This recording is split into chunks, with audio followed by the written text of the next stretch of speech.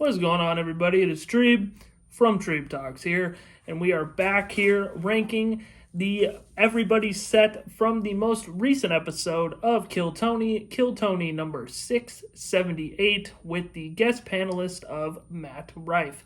Now, before we dive into these sets, let's talk about Matt Rife and his appearance on this episode.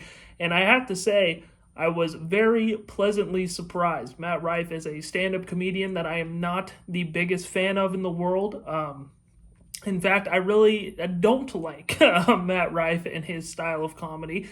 But he came on to Kill Tony and delivered. You know, he couldn't really do the crowd work stuff on a show like Kill Tony, but he was able to kind of work that with the comedians and a lot of the regulars. And, you know, even some of the bucket pulls were messing with Matt and saying, like, oh my God, it's so nice to see you in person, Matt. You're even more, you know, beautiful in person. And, you know, he played along with it. He was a great first-time guest for this episode. And, you know, you saw, you know, not even that long ago, a guy like Chad Daniels who made his first appearance on the show, and he struggled, you know, and he sucked. He did not do a good job at all. So it was very refreshing to see Matt Rife come on and do an extremely good job his first time on the show. So we got 12 sets to go over, and if you're new here and haven't watched how I rank these sets, we take in consideration the interview and the stand-up set as a whole, combine them into one to have a total ranking.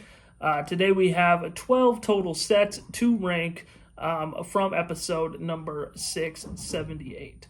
So starting things off with number 12, and at the bottom we have Justin Governale. If there's any Marines out there, I know you got my 6. Don't worry, I got your 9, brother. You couldn't be gay and serve in the military, but they'll like touch you in the shower. Like Marines will grab your penis and you're like, hey, it's kind of weird. He was without a doubt the worst bucket pull and the worst set of the night. And this was a pretty solid night for bucket pulls and a pretty solid night for regulars. Golden ticket winners as well, you know, showed up to do some sets here on this episode. So, you know, he kind of stuck out like a sore thumb as having a bad set. You know, talked a lot about being gay in the military, kept saying, you know, thank me for my service, please thank me for my service, you know, and it was very, very cringy. And I think without a doubt, Justin Governale had the worst set of the entire night. Coming in at number 11, we have Ben Williams. Can he borrow my lighter? So I give him the lighter. This motherfucker start burning himself with it.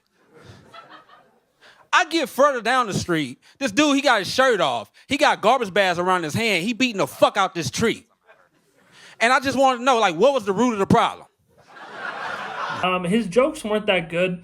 I think he had a good, a good little setup for his jokes. I think he was able to, present his jokes in a way where it was good for stand-up comedy. Like, you know, his jokes made sense. Like, this is da-da-da-da, da-da-da-da, da-da-da-da. But they weren't really, you know, heavy hitters. They weren't anything that we haven't heard before on the show. I mean, he talked about his dad getting shot and how that wasn't, you know, really a surprise to him or something that was crazy because he shot him. You know, a classic little redirect from Ben Williams. But again, wasn't super blown away with what he had to do as far as his stand-up goes. But then the lights turned off and he got to rap. And you know what? His rap, while it got a pretty decent pop from the crowd and Tony Hinchcliffe seemed to love it, it wasn't that great either. I mean, his rhymes were pretty basic, pretty run-of-the-mill. And I'm not saying, right, I've gotten some of these comments on here like, oh, can you do stand-up comedy? I'm not saying I can do stand-up comedy. I'm just a fan who wants to review it. And I'm also not a rapper, so I probably couldn't do better in that moment. But if we're being honest, these were pretty surface-level rhymes. Wasn't that impressive. Wasn't that blown away from Ben Williams. Coming in at number 10, I have Austin Ingalls. I didn't think anything would ever be as awkward as when my dad handed me my first condom. That experience is nothing compared to what happened the other day. I was over at my friend's house. As I was leaving, he handed me boner pills, Blue Chews to be exact. He said, these Blue Chews are the greatest thing ever. They always work. I said, yeah, why do you think I'm leaving? You're hard right now. spent about 15 seconds of his set talking about how much of a reaction Ben Williams got. So those two obviously know each other, have gone on before and after each other before. And, I thought his jokes were fine. He talked about blue chews, Viagra, if you will, and talked about how, if you have an erection longer than 4 hours, you have to go see the doctor. And he said, great, now I have to go fuck the doctor. I thought that was a pretty good misdirect as far as misdirects go compared to what Ben Williams did about, his father getting shot and him being the one to shoot his father. I think Austin Ingalls had a better misdirect with his joke by a pretty good margin, in my opinion. And, his jokes were fine. They weren't top of the line by any means, but were good enough for him not to be in the bottom two, but not great enough for him to not be in the bottom three. Coming in at number 9, a guy who had a great interview, and you're going to get a stretch of two guys here who had really good interviews. Their stand-up just didn't deliver as much as I would have liked them to in order to kind of bump them up maybe to the top 5, top 6 spot. But at number 9, I got Brian Cook. Isn't all hip-hop 3 retards spouting gibberish over an awkward drum beat? That's what every rap album ever is. And if you think I'm picking on hip-hop, I am not. It's the same way that every death metal band that's ever existed is 5 retards making the most unpleasant noises humanly possible. It's the same way that stand-up comedy is 1 retard trying to be clever. You see, there's a pattern of behavior here. This is the second time on the show. His interview was awesome, right? Getting to learn more about him and his optimistic attitude and his outlook on life was amazing. It was fun to watch. I enjoyed it. And he did some screamo stuff into the mic. Got to actually see some musical talents from Mr. Brian Cook. And I think his screamo was a little bit more impressive, if not a lot more impressive than Ben Williams' rap. So, he has that for this episode. And he maintained a really positive attitude, even when he was getting roasted throughout his interview. So I'm a fan of Brian Cook, and I hope he does come back onto our screens very, very soon. Coming in at number 8, I have Javier Ramirez, and he was a character. All right, let's see how this goes. Been kind of a news buff myself, kind of underreported numbers in Israel, yeah, Turns out they're doing girl math out there, And Gaza's having girl dinner, yeah. All right, how am I doing? The last bucket pull of the night, his voice was great, kind of reminded me of Joe from Family Guy, kind of had that cadence to it. His jokes weren't amazing. I thought when he said that he was 27 and his friends are either into grooming or barbecue, I thought that was pretty funny. It probably was only funny because of how he said it and his cadence, but nonetheless, I laughed at that. And his interview was hilarious. He hit on Matt Rife basically the entire time, and was kind of pitching an idea where he's like, I can introduce the names, and don't think he's going to end up getting a job. But Tony Hinchcliffe, when people kind of pitch those ideas to him, usually he shuts them down right away and says, fuck no, why would I need you? But, it kind of seems like he's like, we could use somebody like you. We could use your talents. And, when you could kind of get on Tony's good side, that's a good showing for you and a good night. So number 8, I got Javier Ramirez. Hopefully, again, we could see him on our screen sometime very soon. Coming in at number 7, I have the first regular on the list. I have Cam Patterson. I was in Kansas City on Wednesday. I love Kansas City. It's my favorite place on earth. They have really good barbecue in Kansas City. Patrick Mahomes is black as hell. I thought his interview was way more funny than his actual set, but I do like that he tried to do something different, obviously bringing out the piece of paper, trembling, saying that he was in Kansas City and acting like there was like a gun to his head. They even had I didn't notice it on the first viewing, and I I don't know if this was intentional. Probably was. And maybe it wasn't even. But there's a red dot, flashing on cam while he's reading this note, talking about Kansas City and saying Taylor Swift has a fat ass and things like that.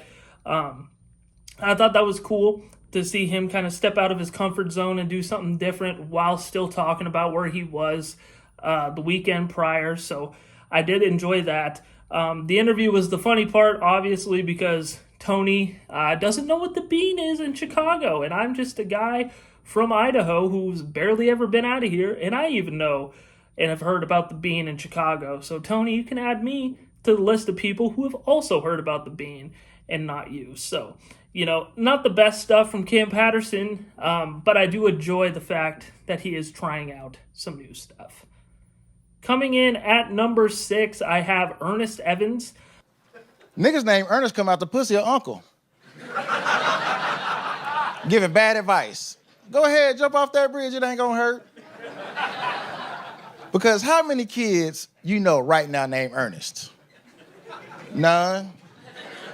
I have to have a son and name him after me just so I can say I know another nigga named Ernest. He talked shit about himself, basically, about his name, saying, you never see a baby named Ernest. Ernest come out the womb 40 and an uncle, basically, which is funny and pretty much true. I don't know any child named Ernest. I never have known a child named Ernest. When I hear that name, the first person I think of is Ernest Wilford, who was a Jags receiver back in the early 2000s. And then he kind of talked about how he had to name his son Ernest so he could kind of live on the name and kind of be the only child named Ernest that anybody has ever met. And I thought that was funny. And, very good good delivery on his jokes and funny concept. And I was a big fan of Ernest Evans and what he brought to the table on this episode of Kill Tony. Coming in at number 5, I have William Montgomery. $1 billion worth of chicken wings. Apparently she was good friends with David Lucas. But I just think her name should have been a big red flag for the school. Kenesha Popeye? Heiress to the Popeyes fortune. The lunch lady joke was hilarious. Coming out and saying, I thought her name was suspicious, and I forgot her first name, but it was something Popeye. Heiress to the Popeyes fortune? That's hilarious. That's my kind of comedy. Very funny. He attacked Red Band about the hot dogs thing, and that's always classic. So, a very by-the-book classic William Montgomery set. Kind of acted nervous in front of Matt Rife, which was funny. And, everybody that kind of did that to him and kind of just acted like he was the most attractive person that they've ever seen was very funny, and I enjoyed it, and William Montgomery played into that bit very, very well, and definitely earns a spot in the top 5 for me, that's where I got William Montgomery. Coming in at number 4, I have the best bucket pool of the night. I have Brian Says. I got dead named earlier today. Do y'all know what dead naming is? Or, all right, it's fine. It's a mixed crowd. I'll let you know. So if you're not aware, dead naming, it's a term that was adopted by the transgender community. But it's when somebody refers to you by your old name rather than the name you are now. So I got dead named earlier today. I was walking up the street, and I bumped into this white guy, and he said, "Hey, watch it, nigger." The dead name joke was great. There's a lot of misdirect jokes throughout this episode of Kill Tony, and that one was great. He talked about how the trans community has the thing called the dead name, and that's when you call somebody by their old name after they transition. And he said somebody called him his dead name, and it was the N-word. That was very funny. And really, Brian Says had a really good stage presence to him. He really commanded the crowd. And then he went back and forth with Tony on trivia after that, which was, fun to see. That was kind of the theme of the episode with Tony, was trying to show that I know more than you with his godlike persona. So it was fun to see Brian kind of step up to the plate for that. And, he's another guy I really hope we see more of, because that joke was very funny. And apparently, they said it in the episode, he's friends with Cam Patterson, so hopefully that kind of nudges him in the right direction as far as the stand-up comedy world goes. Coming in at number 3, we have Martin Phillips, who is on an absolute tear right now. The hat, the boots, it's expensive. People pay a lot of money to look gay.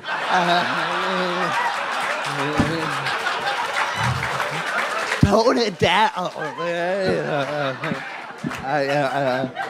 Was a huge fan of the ladybug joke, talking about how in the UK they call ladybugs ladybirds, but in America we call them ladybugs because they're not fucking birds. I thought that was hilarious. Great stuff. And the cowboy joke was funny, talking about how you have to pay so much money to look gay. And yeah, he's been on a tear lately, man. He's been on fucking fire, Martin Phillips has. He's been on a lot of episodes lately, and every time he's on, he does extremely well. And I can't wait to see what the future holds for him. I hope he, maybe gets like a YouTube special or something, or, does something really cool. I mean, he's already performed at MSG, which is amazing. He's like Kill Tony basically on a regular basis right now. And, the world is his oyster. We're just all living in Martin Phillips' world, and he's doing a great job making us laugh and delivering every time he is on our screens. Coming in at number 2, and I know the people are going to hate me for this, but I have Hans Kim. I can't believe there's a woman running for president right now. Is this a fucking circus? They just got the right to vote, now they want to run the whole thing. Not on my watch. And his joke about Kamala Harris and women was hilarious. His delivery gets me every single time. He's like, just his nonchalant, don't give a fuck, like, delivery is so funny to me. It reminds me so much of my older brother, who also has Asperger's, like I'm sure Hans Kim does. And it's so good. Like, I don't know if it's just because I resonate with it a little bit, but obviously the internet hates Hans Kim. But I think the time away has helped him get better, has helped him develop his craft a little bit more. And I think this was one of his better jokes in a long time, one of his better sets in a long time. And I really liked what Hans Kim did in this episode. And I think he's just going to continue to get better as he gets more and more time off and as he hits the road more and more. Coming in at number 1 in the best set on Kill Tony, number 678, was Todd Royce, a golden ticket winner. The other night, she asked me to choke her. You can't choke your wife of 17 years because you might not stop. Great interview, as always. He's always good at making fun of himself. His jokes were good. I mean, you said he talked about, him and his wife trying new things in the bedroom, and said you can't start choking your wife after 17 years because you just might not stop, which is hilarious. Talking about how, the trans don't have to be annoying all the time. Catholic doesn't mean you don't always have to be attracted to kids. Todd Royce knocked this one out of the park, and I think without a doubt had the best set out of anybody that stepped foot on the mothership during Kill Tony number 678. Alrighty, guys, thank you again for tuning into another Kill Tony video. I do think I will be doing one more Kill Tony video this week, probably tomorrow, where I go over the Madison Square Garden show, so stay tuned for that. Like these videos if you are interested. Comment down below if you have an opinion on these episodes, and also comment down below if you like that I'm throwing clips in here now with these as well. Thank you guys again for tuning in to another episode, and I hope you guys have a great rest of your day.